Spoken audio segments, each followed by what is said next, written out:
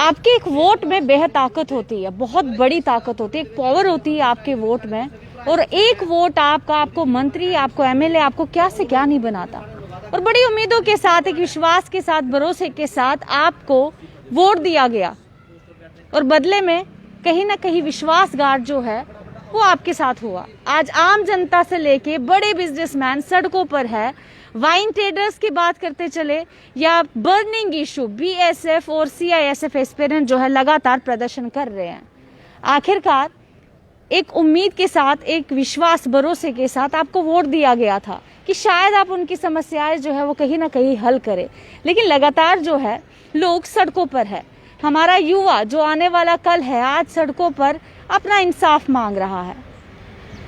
BSF और CISF aspirant जो है लगातार प्रदर्शन पे है और लगातार अब हंगर स्ट्राइक, यानी आज दूसरा दिन हंगर स्ट्राइक का है। और इस समय हम उन्हीं के पास आए हैं और कहीं ना कहीं एक मीडिया का जरिया ही है जो अपनी बात वो आप तक पहुंचाते हैं कि हमें इंसाफ दो, या हमें नौकरी दो, या आप इस्तीफा दो। लगातार एक ही मांग, कैंडल मार्च निकाला गया, प्रदर्शन किया गया, साइलेंट प्रोटेस्ट किए गए।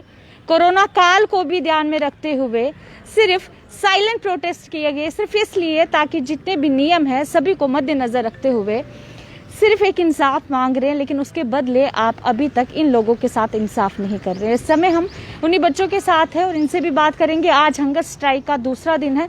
सबसे पहले लाइव विजुअल्स में हम आपको दिखा दें।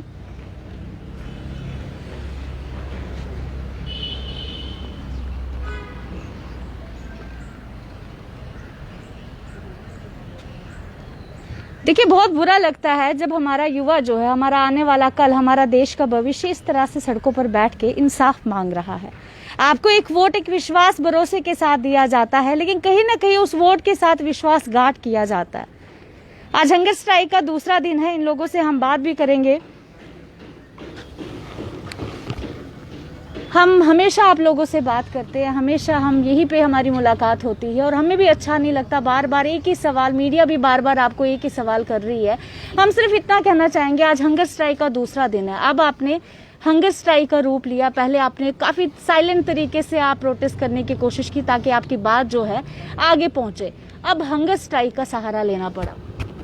मैम 80 दिन जो लगातार बैठे हैं थे इन्हें एडमिनिस्ट्रेशन के कन्ना वजू नहीं रहेंगी, इंदे कन्ना वजू नहीं रहेंगी। फिर लास्ट साढ़े कोई ओपीनियन, कोई ऑप्शन बचे नहीं।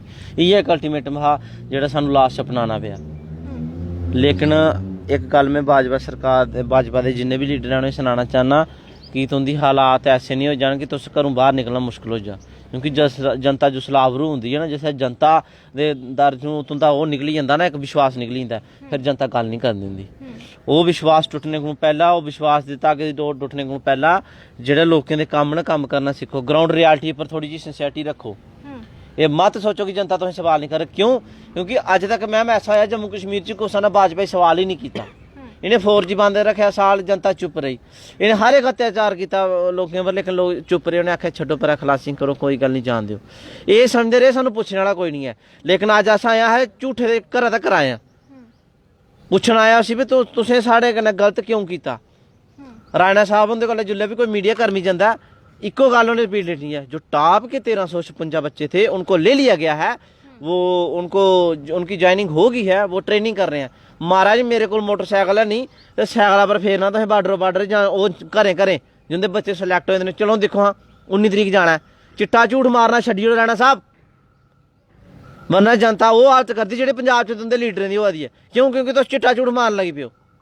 जनता का कम्म करना सीखो। जे प्रधानमंत्री ने आख्या कि इलैक्शन के दौरान वादे नहीं करने, तो वादे भी मत करा करो। 1356 करना मतलब कोई नहीं। वो भरा फिट होए उन्हें भेजो, असें कोई मतलब नहीं। 19 तरीक जाना, जाओ। साढ़ा कम्म वो है, साढ़ा माजरा वो है जेह्ड़ा 2000 पोस्टां तुसें आखियां हाँ कुत्थै गेइयां। तुसें CRPF और BSF जेह्ड़े CISF और BSF अपने अंडर ले दी है, तुस अपनी मर्जी कन्नै उं'दी ज्वाइनिंग करागे हो। तुसें क्यों आख्या 2000 पोस्टें वास्ते? और आख्या तुंदे आखने पर मैडिकल किया गया 2300 बच्चें का। और IG BSF जेह्ड़े न ओह् बेचारे बार बार रिमाइंडर भेजा करदे न पिच्छों होम मिनिस्ट्री च, पर इंदे कन्नै वजू नहीं रेंगा करदी। देखिए, आपकी नीयत साफ है या ईमान साफ है वो शायद मायने नहीं रखता कुछ लोगों के लिए, लेकिन आपकी जो जुबान है वो बहुत मायने रखती है। अगर इन बच्चों के साथ आपने जुबान दी थी वो अभी तक पूरा नहीं हो पाया है और लगातार जो है इनकी तरफ से प्रदर्शन जारी है। अब नौबत यहाँ तक आई है कि हंगर स्ट्राइक पे ये लोग आए और किस तरह से अभी तक ये अपनी दिन रात बसर कर रहे थे, और अब हंगर स्ट्राइक इतनी गर्मी में कैसे सहेंगे ये आपको इसका अंदाजा होना चाहिए। और अगर इनको कुछ हो जाता है, इनकी जान को कुछ हो जाता है, उसका जिम्मेदार कौन होगा। आपसे भी पूछेंगे, क्या घर वालों को पता है कि अब आप हंगर स्ट्राइक का सहारा ले रहे हो? मैडम जी, घर वाले कोई माँ प्यो थोड़ी चाहते कि साढ़े बच्चे हंगर स्ट्राइक पर बैठन ते जां उन्हें उन्हें कोई मिसहैपनिंग होवे। इन्नी गल तो अस भी नहीं सुनाई सकते। उनके लिए तो शायद तब से ही आप लोग हंगर स्ट्राइक पे है, जब से आप घरों से यहाँ आए हैं। जेड़े मैडम जी दिन असें पिछले 80 कड्ढी उड़े ना, वो एह्दे कोला भी माड़े हे। हुण ते चलो, क्योंकि पैह्लां इक्की हुंदी ही, कौन रुट्टी लेई आना साढ़े लेई खानी है, केईं बार नहीं थ्होंदी, नहीं खंदे हे। लेकिन जेह्ड़े पिछले दिन कड्ढे ओह्दे कोला बेहतर अस समझने कि एह्दे कोला यार मरी जाना चंगी गल्ल है, क्योंकि गौरमेंट ने तो सुननी नहीं है।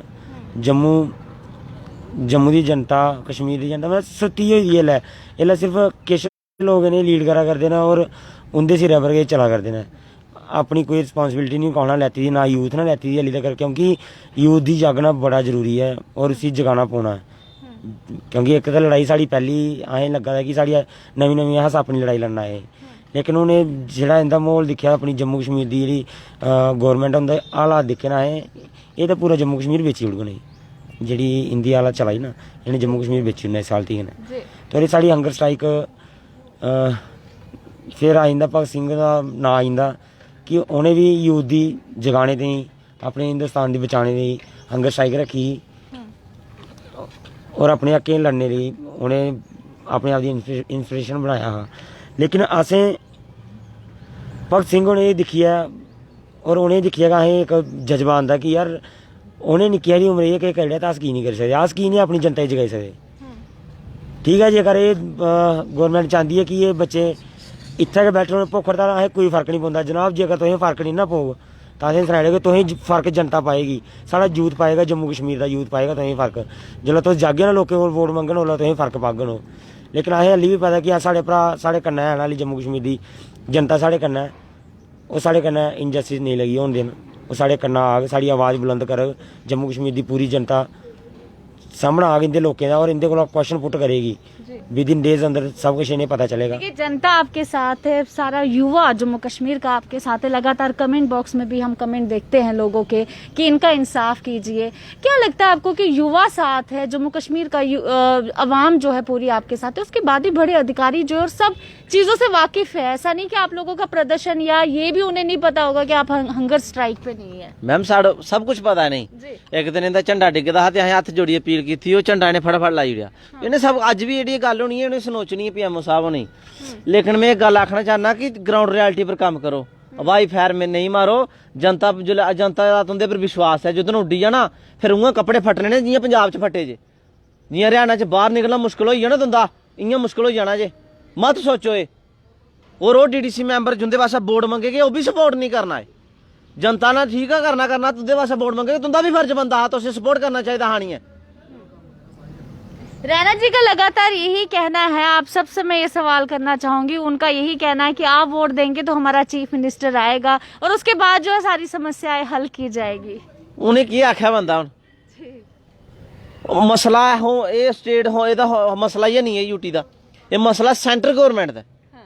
तुसें एक चिट्ठी भेजी है ओह् बेलने च दित्ती ही, तुसें कागज जेह्ड़ा मुड़ियै ओह्दा रिप्लाई कि नहीं आया, जां तुसें तारां थाई दियां, तुंदा रिप्लाई ते आना चाहिए ना पिछों कि तुसें पिछे जेह्ड़ा गल करी आए दिल्ली ओह्दा रिप्लाई आना चाहिए हा।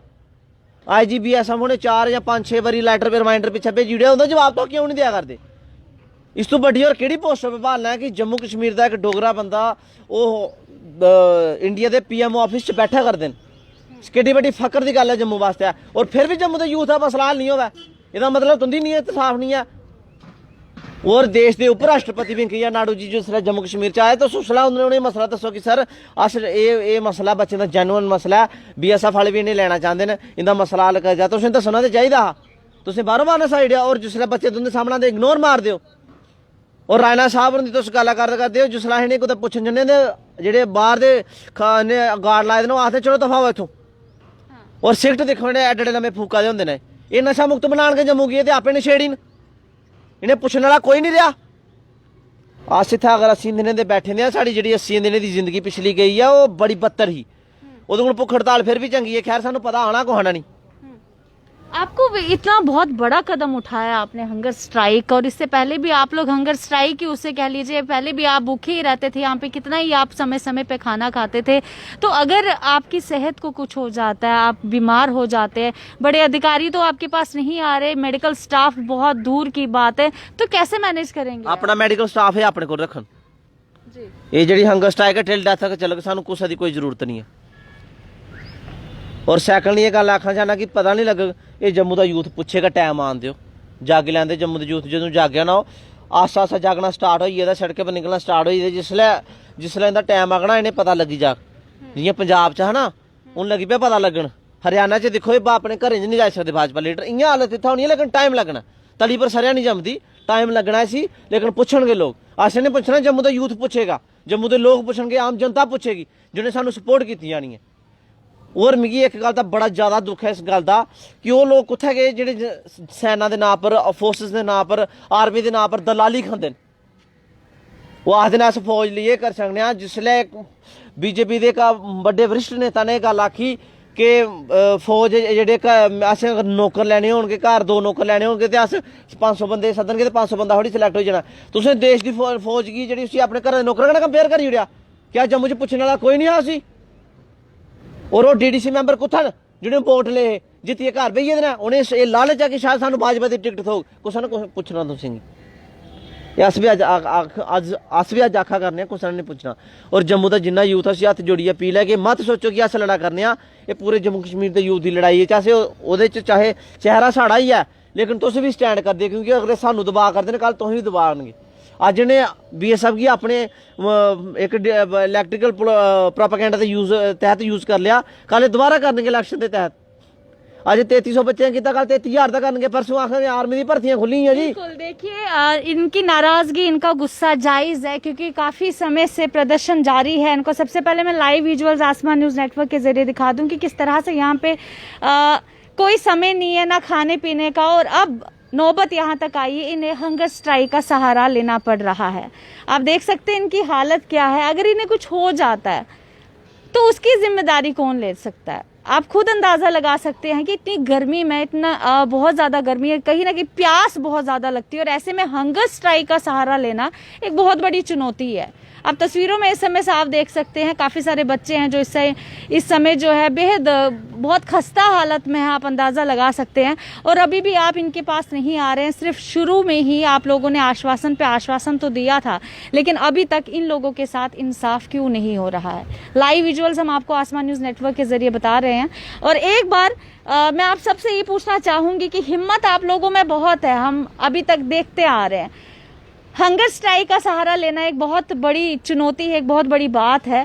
क्या अभी भी वो हिम्मत है, वो वर्दी पहनने की, वो देश के लिए जो आप करना चाहते हैं? एक बार मैं आप सब से वो सुनना चाहूंगी। जिंदाबाद इनकलाब, जिंदाबाद इनकलाब, भारत माता की, भारत माता की, भारत माता दी। वर्दी जो इस्तीफा दो, वर्दी दो या इस्तीफा दो, वर्दी दो या इस्तीफा दो, वर्दी दो या इस्तीफा दो, वर्दी दो या इस्तीफा दो, वर्दी दो या इस्तीफा दो। देखिए, कहीं ना कहीं अब जम्मू कश्मीर की आवाम को, यूथ को लगता है कि हमारे वोट के साथ कहीं ना कहीं विश्वासघात हुआ है। देखिए, आपका चीफ मिनिस्टर तभी आएगा जब आपके जितने भी वोट अभी तक मिले हैं ग्राउंड लेवल पे, यानी ज़मीनी स्तर पे जितनी भी समस्याएं हैं उसे ख़त्म करें। और आज का युवा जो सड़कों पर है, सबसे पहले आप उन्हें देखिए, क्योंकि ये बहुत बड़ी जिम्मेदारी है, क्योंकि ये युवा हमारा आने वाला कल है, हमारा देश का भविष्य है। आप लोग ऐसे ही हमारे साथ जुड़े रहे। मुझे और मेरे कैमरामैन को दीजिए इजाज़त। जय हिंद।